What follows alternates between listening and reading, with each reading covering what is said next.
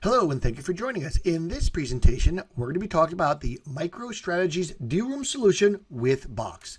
Now, the key business challenges we're going to be touching on are the deal room creation, the triggers, why and how does the deal room get created, tracking the status of your deal room, active, inactive, archived, monitoring the activity in the deal rooms, in other words, who is looking at what content, ensuring folder and document indexing is correct. So if you're using a numbering scheme on your folders and your subfolders and your documents, we need to make sure that that is accurate and updated appropriately.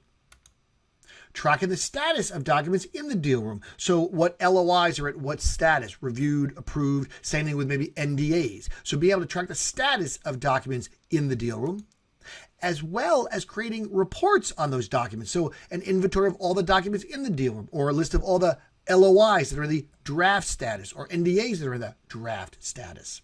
So let's get started. Now, when we talk about deal room triggers, why and how they're created, a deal room needs to be built for a particular reason. Well, it could be because maybe something had happened in Salesforce. Standard or custom object is created or metadata is updated, and that triggers the creation of the folder structure inside a box with the appropriate metadata. And then when data is updated in Salesforce, that deal room data is also updated. So that's an example of a trigger. Could be from Box, I simply add a file to a deal room drop zone or a folder, and that automatically creates the deal room inside of Box. Could be an email is sent in, that email triggers the creation of a deal room, or maybe using iManage and you want to create a deal room in Box from the iManage work interface. So there's a lot of different ways a deal room can be triggered, the creation that is. Here we are in the Moosehead deal room, and of course I've got my folder structure right here, and I can navigate to the appropriate documents, clicking down to the financial model and get into the individual documents. I can review or edit and so forth. I can also search for documents. So if I go from here, I can go straight to Panorama. That's your interface for searching documents. Now, yes, I can search documents, but you know what? I can also search the status of deals, checking what deals are active. So I'm going to go into my deal room tracking, and I'm going to choose deals with a status of active and hit search.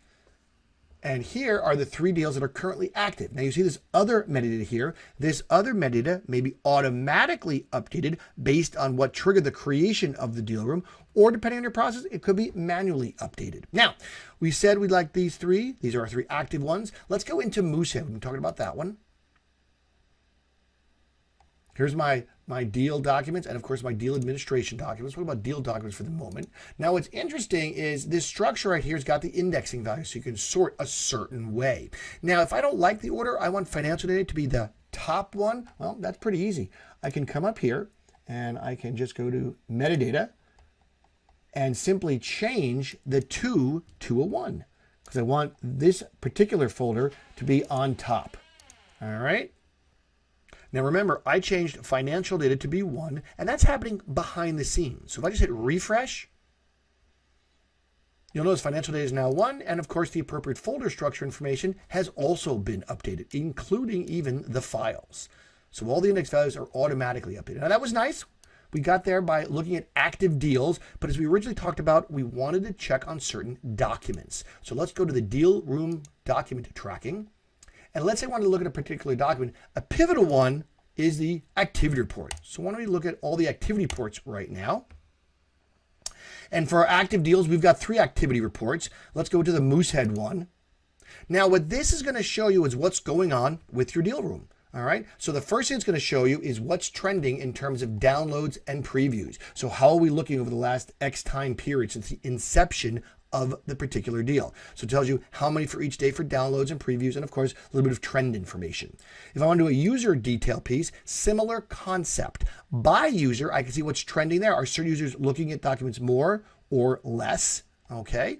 And again, by day, downloads, previews, by users. I can also see individual file activity. So if I go down here, it'll show you if this document has been downloaded, okay, or previewed and how many times. This number is how many times it was uploaded, which is really one's creations. So anyway, how many downloads, previews for each individual document. The key thing is to be able to see the trending. This all happens based on the information extracted from the deal room. So data is extracted from each deal room on either an hourly basis, every 4 hours, or every day. So the data is extracted in a data set. These pivot tables are automatically created for the user, and you simply can go right to a search and access, and again, see how each one of the deal rooms are trending in terms of activity.